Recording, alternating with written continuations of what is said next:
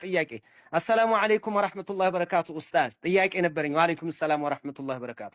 ቤተሰቦቼ ይሰግዳሉ፣ ይጦማሉ፣ ላኢላሃ ኢለላህ ይላሉ፣ የኸለቃቸውም አላህ እንደሆነ ያምናሉ፣ እሱ እንደሚገድላቸውም ያምናሉ፣ ሕያው እንደሚያደርጋቸውም ያምናሉ። ነገር ግን ያሻርካሉ፣ አተቴ ሾናት እያሉ አመት በአመት እንዳያመን እያሉ እየደገሱ ያበላሉ። ሸሆቹ ድረሱልን ይላሉ፣ ግን ስለ ዲን ዕውቀት የላቸውም። ሁጃ ደርሷቸዋል እንላለን። ሰደቃ መስጠት እና ዱዓ ማድረግ ይቻላል አይቻልም? እንዴት ነው ነው? አይቻልም፣ አይቻልም።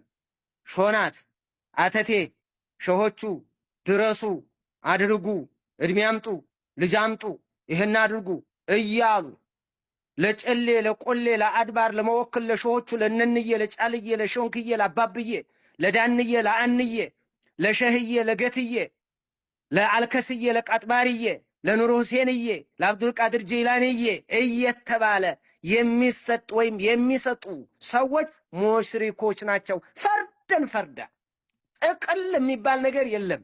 ይሄ አእምሮ የተጠቀለለበት ካልሆነ በስተቀር እንጂ ጥቅል የሚባል የለም። ያዙልኝ።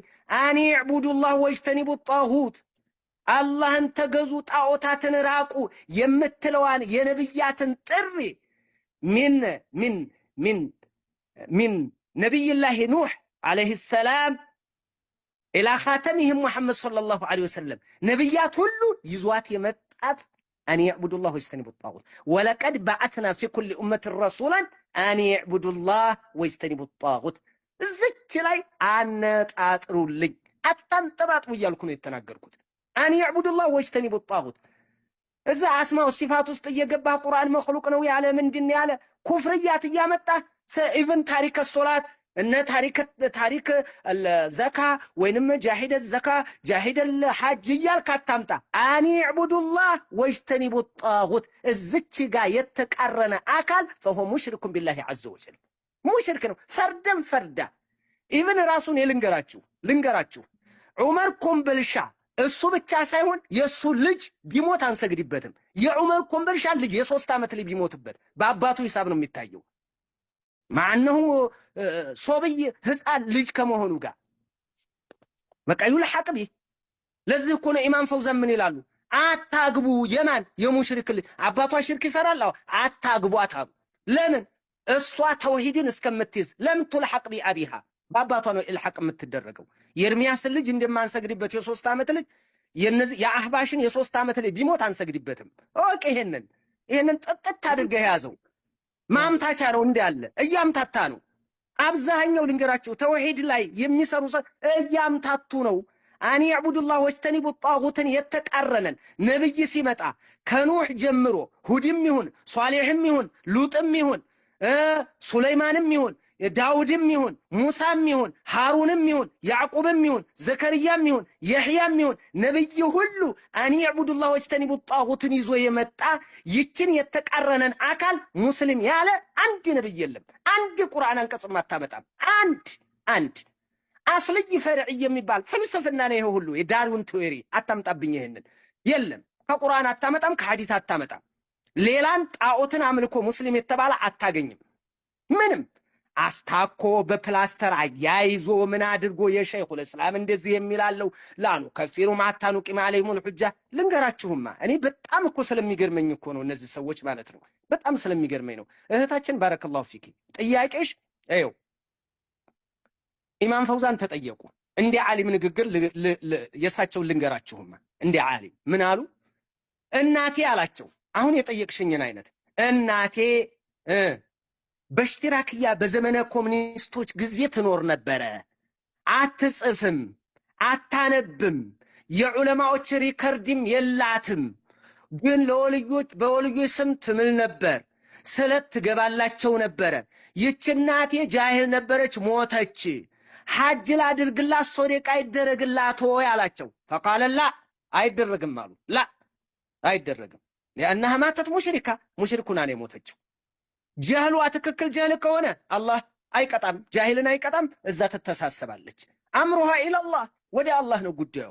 አለበለዚያ ግን እንዳታወጣሉት። ይሄ ሙዐየን እኮ ነው። የአንድ ሰው ጥያቄ ሁክም ከተሰጠ ተዕይን ነው።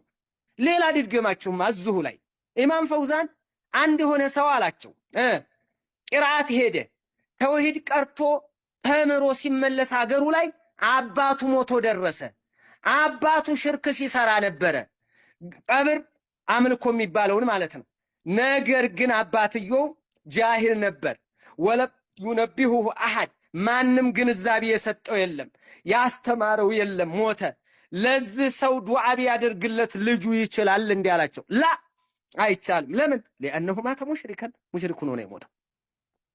እንደዚህ ሆኖ ማንኛውንም አካል እኔ እኮ በጣም የሚገርመኝ ማለት ነው አትጽፍም አታነብም ሪከርድ የላትም ማለት ይህች እናት ምንድን ናት?